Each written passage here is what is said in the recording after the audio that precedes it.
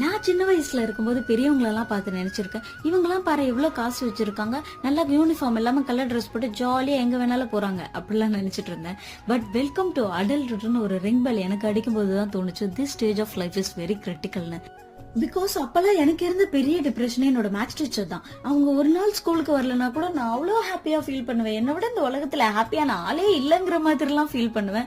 அப்போ இருக்க சேலஞ்சஸ்லாம் ரொம்ப சின்னது. இந்த கிளிட்டர் பென் என்ன இன்னைக்கு வச்சிருக்கல, நாளைக்கு வரும்போது பாரு நான் அதை எடுத்துட்டு வரேன், வாங்கிட்டு வரேன் பாரு அப்படிங்கிறது தான் பெரிய சேலஞ்சாவே இருக்கும். ஆனா இப்போ என்ன பண்ணாலும் சரி, இல்ல நம்ம என்ன கொடுத்தாலும் சரி, நம்மள சுத்தி இருக்கவங்களுக்கு சந்தோஷம் வர மாட்டேங்குது, நம்ம பண்ற விஷயத்துல நமக்கும் சந்தோஷம் வர மாட்டேங்குது.